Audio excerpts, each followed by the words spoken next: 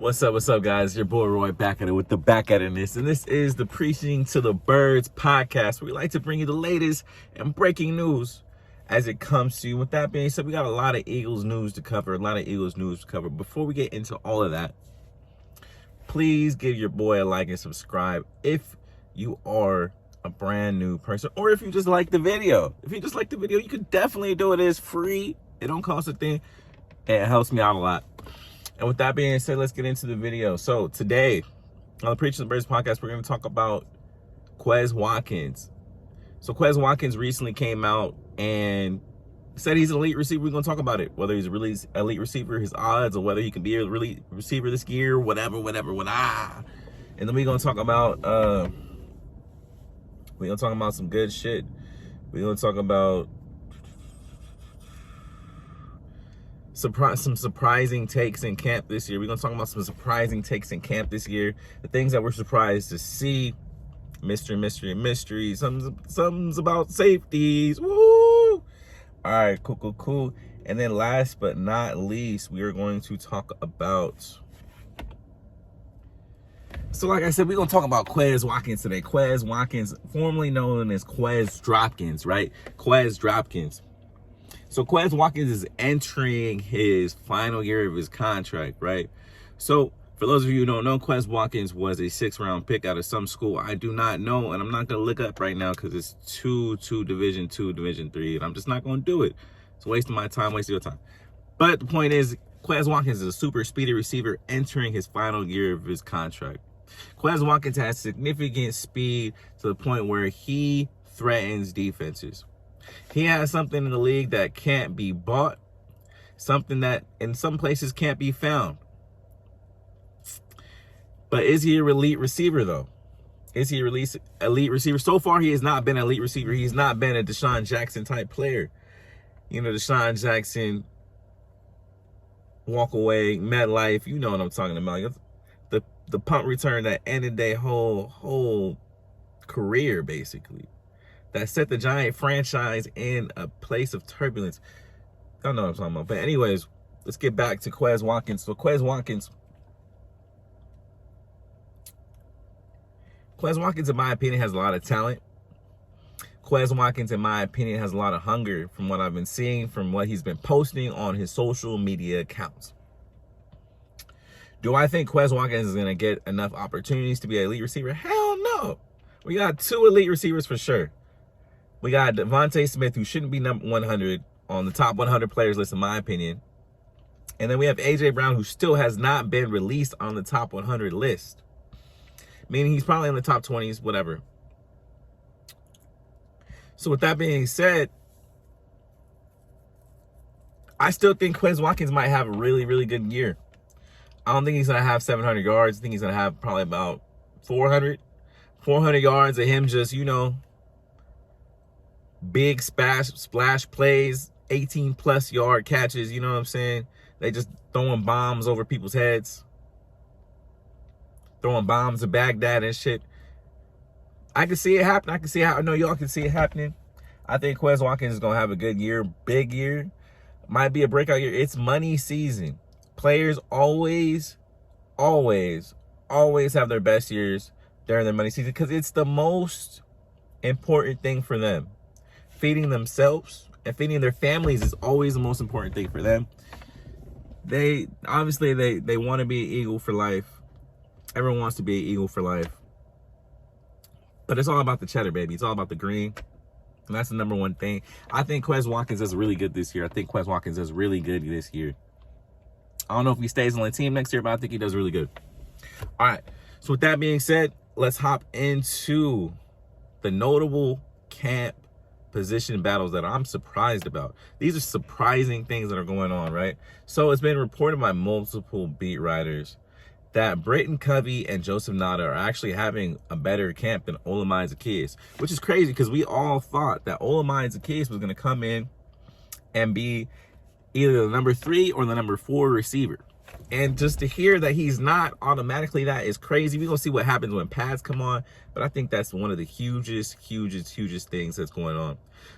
The next biggest thing, or actually the biggest thing, if we being real, are we safe at safety? Are we safe at safety? Realistically speaking, I don't know. We've been bringing in Buda Baker, or we've had thoughts about bringing in Buda Baker. We've had thoughts about bringing in Jeremy Chin. We've been working out safeties. We've been moving Kayvon Wallace into first team, taking Terrell Edmonds out. You know, I don't know what's going on with Sidney Brown yet. He hasn't really gotten any playing time with the first team yet. I'm like, bro, what's going on? What's going on? Are we safe at safety? I don't know. Personally, I like Reed Blankenship. I think Kayvon Wallace stepped up a lot last year, but I still worry about Kayvon in coverage. Kayvon hits. He didn't have a single dropped tackle or a single missed tackle in the entire year last year. The only player I believe to be toted is that. So with that being said, I'm like, I'm okay to see Kayvon get a little run. I want to see if he improves some more. You know, it is also Kayvon Wallace's contract season. So with that being said, he has the most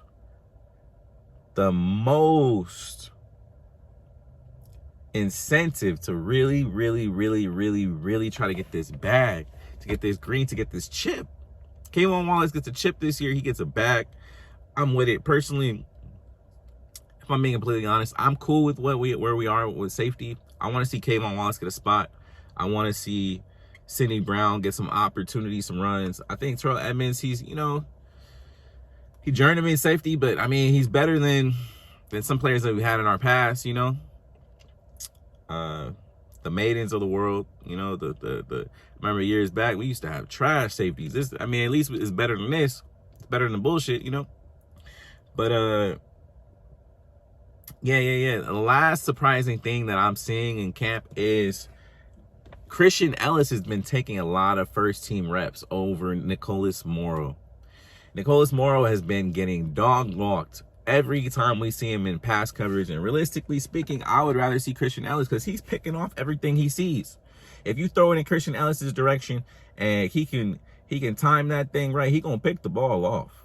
And with that being said, I really think Christian Ellis is gonna get this job. I think Nicholas Morrow is gonna get released, but that's just what I'm seeing. We gotta see what happens in camp towards when we put on the real big boy pads, you know what I'm saying, and we just keep it, you know. We had the first day of padded practice yesterday, but you know, that's the first day. We gotta what makes NFL players great. What makes NFL players stay in the league a long time is consistency, right? So we got to see if these players can be consistent. Right? And then the last thing we got to talk about is Cam Jurgens and Tyler Steen, right? One of the last most surprising things that I've seen is that Cam Jurgens is getting all the first team reps. I thought for sure this nigga Tyler Steen, 6'6", big Brandon Brooks looking ass was going to get some more PT. I thought for sure he was going to get some more run. But with that being said, Cam Jurgens is looking really good at right guard from what I've been told. He's standing up. I was told that he was stood up by, he stood up Fletcher Cox. My bad. Apologize for that. Tongue-tiedness, you know how that shit go. But he stood up Fletcher Cox, one of our greats, which is very impressive because, you know, we all worry about Tyler Steen and him being able to handle the bull rush. He's a smaller player, but from what I've been seeing and what I've been hearing in camp, he looked like he's going to be all right. I might post some shit. I saw some video from some dude. I'm sorry. I can't remember his name, but his podcast is Top Billin. He broke this shit down about Cam Jurgens. It's beautiful. Honestly, I hope you guys really go out there and see it. I'm going to try to put it in the description box later.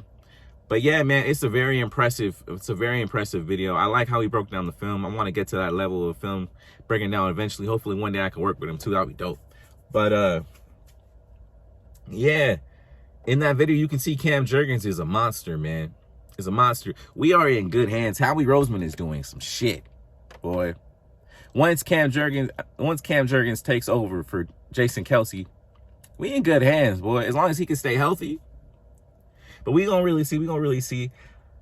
I also noticed that Tyler Steen had a really good rep against Jalen Carter, our first round pick.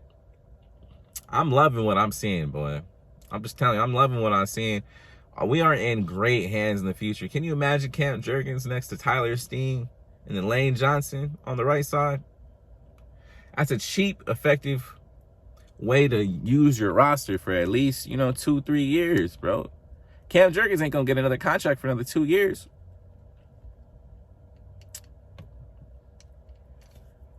We set up so nice right now, but hey, man, what do you guys think? What are the biggest standouts to you? What do you think is the biggest surprise in camp?